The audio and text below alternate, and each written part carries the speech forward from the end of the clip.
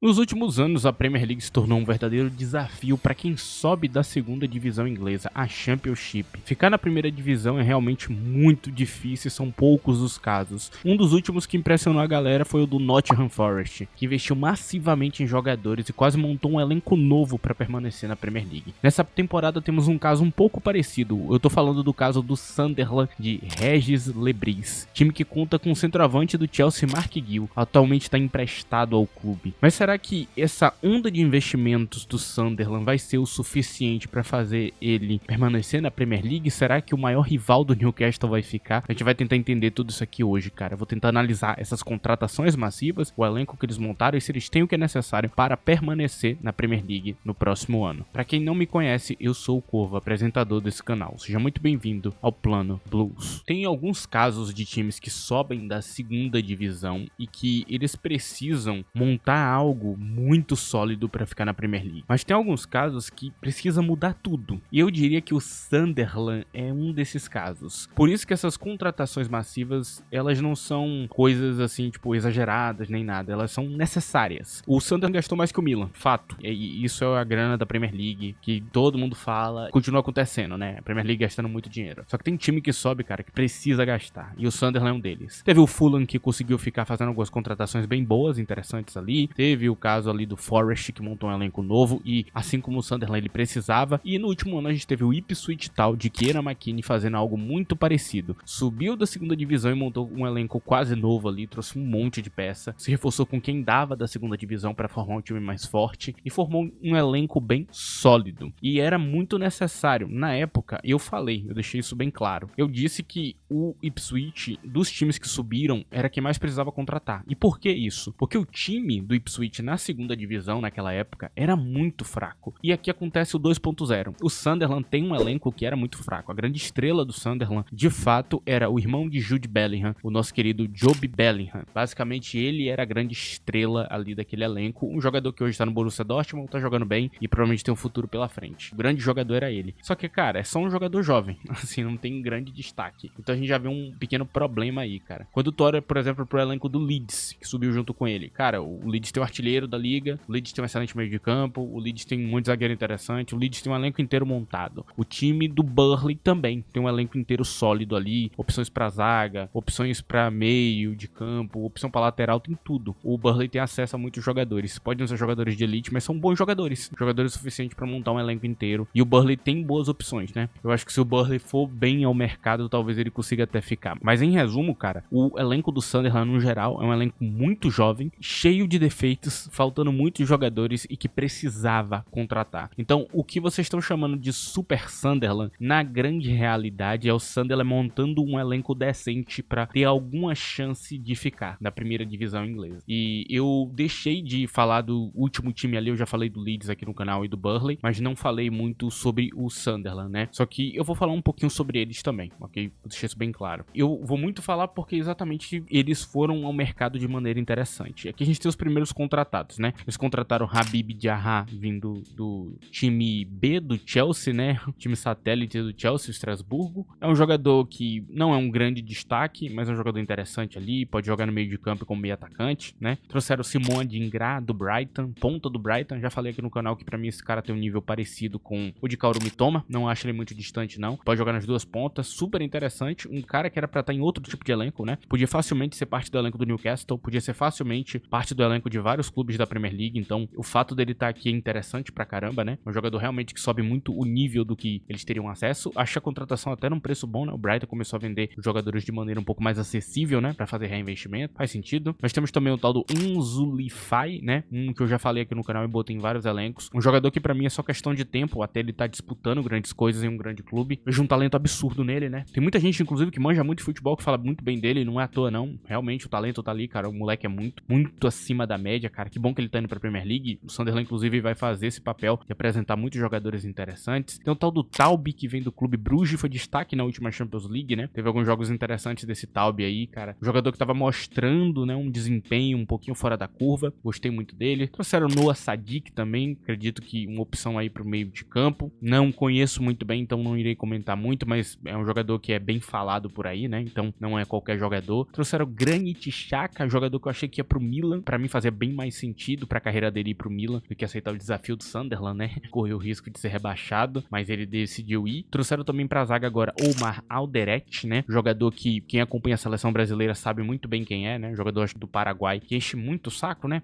Ele brigava o tempo inteiro com os jogadores brasileiros ali. Um zagueiro interessante, ok? Zagueiro bom. Trouxeram Robin Rufus pra ser provavelmente o goleiro número 2, né? Outra opção sólida ali pra aumentar o nível do elenco. Trouxeram também de graça aqui Renildo Mandava, ex-Atlético de Madrid, um lateral com físico muito interessante. Não é aquele cara cheio de estamina, mas é um cara muito forte, que provavelmente vai ser um lateral bem defensivo ali da liga. Mas não é um super destaque, mas é um jogador experiente bom, né? É muito bom ter essa experiência a mais ali no elenco. E por último, pra camisa 9, eles trouxeram o jovem Mark Gill, que é uma grande aposta, né? Mark Gill não vai ter a titularidade garantida, mas é um jogador que pode subir muito o nível da posição. E eu diria que uma coisa que pode fazer o Sunderland se sair muito bem nessa temporada é Mark Gill jogar na sua melhor versão, cara. Ele conseguir realmente bater o desempenho da Premier League, né? Que é algo que tava meio em falta nele. Ele mostrou sinais muito positivos até aqui, né? Desde que do período que ele teve aqui no Chelsea, mas ele ainda não mostrou aquela temporada. Então, ou ele ganha consistência durante o meio dessa temporada ali, e aí ele salva o Sunderland, ou ele já começa realmente mostrando que ele é um jogador de elite e tudo mais, o talento que a galera esperava dele. Eu realmente achei ele uma contratação muito boa do Chelsea, me impressionei muito com esse moleque, espero muito dele, eu acho que ele pode ajudar muito o Sunderland. Talvez seja a melhor contratação da lista. E sim, realmente é assustador eu falar isso, mas o moleque tem muito futebol. Estes são os contratados que fazem o elenco do Sunderland subir um pouco o nível, né? Tem muita opção boa aqui, cara. Assim, tem muita opção boa, cara. Eu acho que os destaques aqui são pra Xhaka e Adingra, né? Acho que automaticamente são jogadores que vão subir o nível. Enzo Lifai já tava por lá, então não esperem tanto dele, porque ele já é parte do elenco, então ele já tá firmado ali, né? Esperem uma subida, mas eu acho que ele vai ter nível de Premier League. Pode jogar no meio de campo também, né? Pode quebrar um galho por lá, mas também pode jogar no ataque. São jogadores, cara, que juntos, assim, eles ajudam bastante este treinador a não depender de uma formação e principalmente ajudam esse treinador a ter jogadores que vão ter nível pra jogar a Premier League como titular, né? Que poderiam ser titular em outros clubes. E então, agora no time que acabou de subir, que é o Sunderland. Tem muito time que sobe e o titular da posição é um cara que não tem qualidade, cara. Às vezes não tem 9, né? O Sunderland vai ter opção de 3 camisas 9, um que jogou temporada passada, um que chegou no meio da temporada e agora vai ter Mark Gill também, que tem um talento absurdo. Então, realmente, o Sunderland montou um elenco para disputar a Premier League. E hoje, agora, ele se aproxima em nível dos elencos de nível mais baixo da Premier League e dos elencos que subiram junto a ele, né? Então ele conseguiu equilibrar o nível dele com Leeds e Burnley. E basicamente é isso, cara. Acaba por aqui a questão do elenco. Essas contratações, elas fazem isso, elas criam esse efeito. Teve algumas outras também que eu não vou comentar, mas são só pra rodar elenco. E hoje, batendo o olho no elenco do Sunderland, o que eu noto é um elenco muito bem montado. Só que o elenco não é tudo, né? E aqui é onde mora o pulo do gato, onde a galera tá esquecendo de um detalhe muito importante, porque a gente tá falando de um elenco, mas não do treinador. Então eu tô vendo a galera hypando muito o Sunderland, sem falar do treinador. E quem é que é o treinador do Sunderland, rapaziada? Nosso querido Regis Lebris, um treinador do qual eu não espero porcaria nenhuma. E aqui eu vou explicar o porquê, cara. Eu acho que como o nome dele indica, já tá claro que ele é um treinador francês, né? Eu acho que eu não preciso explicar, né? Olha o nome dele, Regis Lebris, né? Não preciso explicar muito. A formação principal dele é 4-2-3-1. Ele teve algumas passagens ali em alguns clubes, mas ele só teve uma passagem profissional pelo Lorient, onde ele fez 76 jogos e terminou com a pontuação média de 1.18. É uma pontuação, eu diria que patética, ok? Para quem não manja de pontuação, a cada vitória você ganha 3 pontos, a cada empate você ganha 1 ponto e a cada derrota você não ganha nada. Então, basicamente, você faz a média dos jogos e cria essa pontuação, né? 1.18 é uma pontuação muito baixa, uma pontuação quase de rebaixamento, a depender do cenário, ok? Muito ruim. No Lorient B, que eu acho que não conta tanto, ele também não pontuou tanto, né? 1.50. E no Sunderland, ele subiu com 1.63 de pontuação média ali na passagem dele pelo Sunderland, o que não é uma pontuação muito positiva. E aqui mora um grande problema, cara. Assim, quando você olha pro que Kieran McKinney fez, é brilhante. Ele pegou um elenco que era pior que o do Sunderland e subiu pra primeira divisão com a ótima pontuação e quase ganhou a liga. Ele ficou detalhes de ganhar a liga. Todo mundo aqui que tem alguma coisa na cabeça sabe que o treinador do Ipswich Town teria ganhado a Championship se ele tivesse um elenco um pouquinho melhor. Não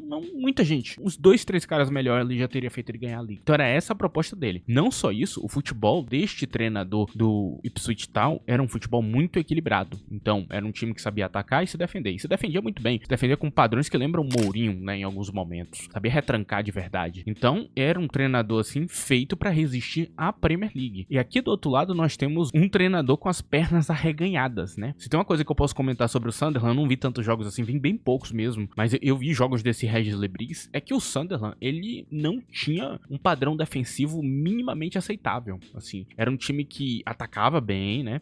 Eu vi alguns destaques ali até do meio de campo ali chegando no ataque, mas que não se defendia tão bem. Então é um time que não se destacava tanto nessa parte. E pra uma Premier League que você vai estar com um elenco pior que todo mundo, que o elenco chegou agora, você vai ter que montar ali uma coisa nova, explicar pros jogadores esquema tático, e você não tem essa resistência ao que você vai enfrentar, cara, a chance de você ser goleado, a chance de você perder um monte de jogo até você encaixar tudo isso é muito grande. Então é difícil ter fé no Sunderland, porque a escolha de treinador é muito estranha, cara. Assim, eu me impressionei que o Sunderland subiu, eu não esperava o Sunderland subindo, mas não é aquele time que se defende bem. Eu acho que é um caso tipo do Southampton do ano passado, só que o que muda é o elenco. O elenco do Sunderland é melhor. Só que é a mesma coisa, é o mesmo tipo de treinador ali que eu acho que não é a coisa que vai se destacar na Premier League, cara. Eu acho que a importância do treinador, ela tá muito além do elenco, cara. Eu acho que o mais importante é ter um bom treinador. Um bom treinador pode fazer um elenco ruim render. O pior elenco da Premier League era o do Ipswich, e o Ipswich não foi o time com os piores jogos. Os jogos do Ipswich foram muito competitivos. Você vê que ficava nos detalhes ali pro Ipswich conseguir ganhar alguns jogos. O Ipswich podia ter ficado, cara. Talvez se não tivesse rolado tantas contratações, se o treinador tivesse um pouco mais de tempo pra poder treinar aquela galera, talvez ele viesse melhor pra temporada, né? Então existe sempre esse cenário. Também tem aquele cenário do Steve Cooper, né? Que é um treinador também que eu acho que tá na casa desse Regis Lebris, né? No mesmo nível. É um treinador, cara, que conseguiu ficar também. E não era um bom futebol.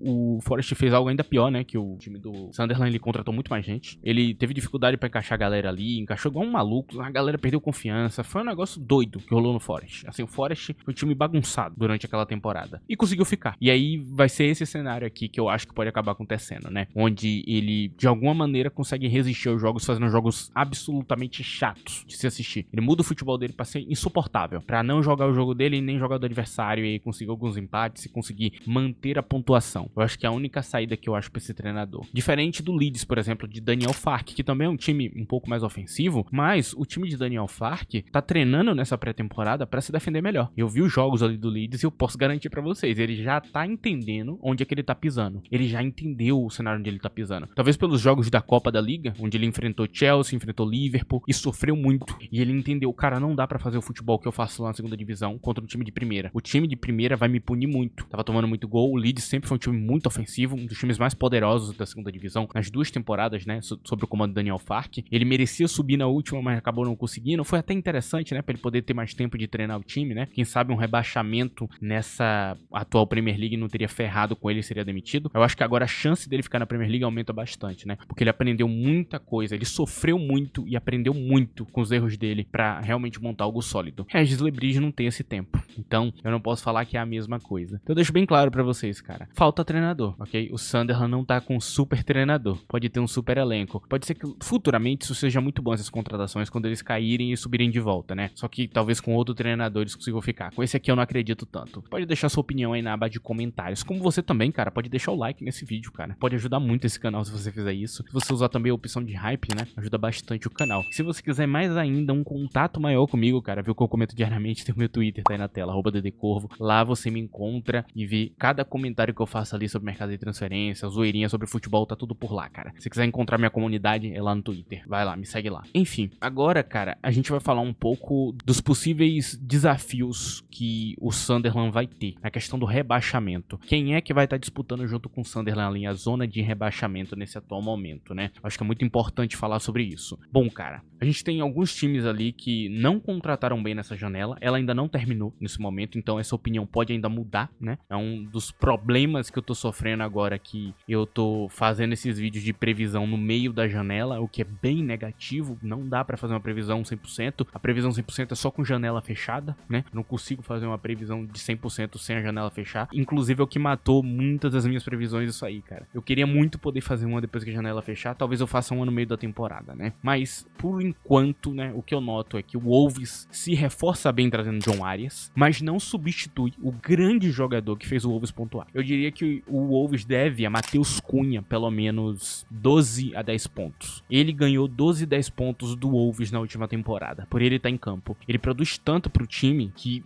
é fato. Em marcação, em pressão, fazendo gol, criando jogada, tudo era nos pés de Matheus Cunha. E eles perderam esse cara. No meu vídeo montando o elenco do Wolves, Wolves, eu coloquei um jogador lá muito interessante, né? O tal do Mohamed Amoura, que faz algo parecido com o Matheus Cunha. E é claro que ia descer o nível, mas a vantagem é que você teria dois caras bons, né? Agora você poderia dividir nos dois lados, né? Você teria Arias e teria ele. O Wolves não contratou um cara pra substituir Matheus Cunha. Muito pelo contrário, o Wolves tá com o elenco como tá e ainda vai perder alguns jogadores interessantes ali. Não reforçou muito bem a zaga, não reforçou tão bem a lateral, não trouxe grandes nomes e eu sinto que o Wolves tá com o elenco bem abaixo do que se espera. Então, cara, ele é um disputante de rebaixamento na próxima temporada. A grande vantagem do Wolves e que supera o Sunderland é o treinador. O treinador Vitor Pereira, ex-treinador do Flamengo, né, se saiu muito bem na primeira temporada. Ele é quem pode salvar o Wolves, mas tudo me passa um sinal muito negativo de um time que perde jogador e não contrata bem. O Wolves não tá fazendo isso de hoje, o Wolves tá fazendo isso há muitas temporadas. Eu sinto que o Wolves merece ser rebaixado, cara, com toda sinceridade, mano, porque parece que eles estão brincando com fogo, né?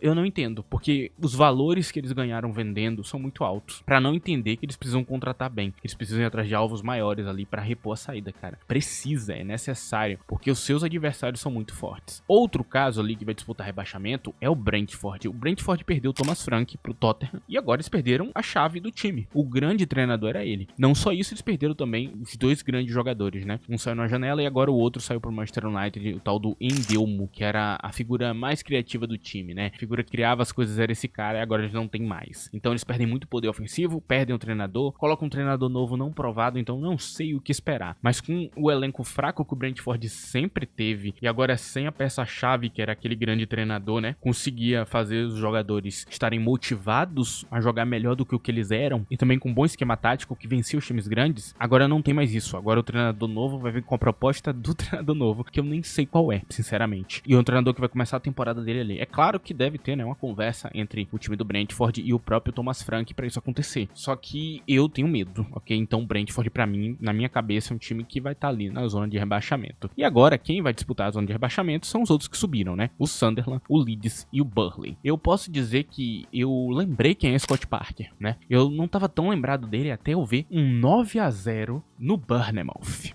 E aquilo ali já me deu todo o sinal da merda. Eu lembro do time dele, cara. O Bournemouth dele atacava muito bem, só que não sabia se defender. E eu não tô vendo o Burnley mudando muito esse padrão. Na segunda divisão foi assim e na primeira vai permanecer. Eu acho que a gente já sabe ali, um dos rebaixados, né? Pra mim, um dos mais prováveis rebaixados é o Burnley, junto com o Sunderland. E quem pode disputar realmente é o time do Leeds. O Leeds, pra mim, tá muito vivo. Faltam algumas coisas no Leeds, mas eles se reforçaram muito bem, cara. Trouxeram peças chaves, peças certas, como o goleiro Lucas Perry, como opção pra zaga. Trouxeram uma opção pro meio de campo super interessante. Essa pré-temporada fez um golaço de fora da área contra o time do Milan, né? E muitas outras que já estavam ali sendo montadas há um longo tempo. O Leeds montou algo muito sólido. Eu acho que o Leeds pode ficar. Vai disputar aí. Como eu não sou vidente, eu não posso prever o futuro, eu não sei quem mais vai estar disputando isso aqui. Pode ser o West Ham, pode ser o Everton. O West Ham com sinais muito negativos na última temporada, né? O Graham Potter fez um trabalho podre na última temporada. O Everton também não dá muitos sinais positivos na pré-temporada, mas por enquanto são esses aqui que pra mim estão balançando. Então vou deixar isso aqui claro, o rebaixamento vai ser entre esses clubes. Volto com mais detalhes depois, talvez ao meio da temporada ali, com as janelas já fechadas, eu faça mais alguma coisa, mais alguma previsão, ou mude minha previsão, né, com alguma grande mudança de mercado. Mas por enquanto é isso aqui, cara. Pra quem queria saber do Super Sunderland, esta é a minha humilde opinião, cara. Não estou tacando hate no time, ok? Eu adoraria que o Sunderland ficasse pra ter todo ano Newcastle versus Sunderland, né? Eu tenho que ser realista, cara. O Sunderland, por mais que contratou bem, não fez mais que sua obrigação, porque realmente não tinha um elenco bom. E além disso, não tem um bom treinador. Então, de fato, não posso vir aqui dizer que é um favorito ou que tá muito bem. Porque não tá. Eles vão sofrer muito. E a única coisa que pode salvar eles é tudo encaixar rápido. E de alguma maneira esse cara virar um Steve Cooper 2.0, que mesmo com futebol ruim, consegue ficar de pé. Esse aqui é o vídeo de hoje. Espero que vocês tenham gostado. Agradeço a você que ajudou o vídeo de qualquer maneira, com like, com hype, qualquer coisa. Muito obrigado. Agradeço a você também que ficou o vídeo inteiro, que viu o vídeo inteiro. Muito obrigado pela sua presença. É isso, rapaziada. Nos vemos em outro vídeo. Tchau.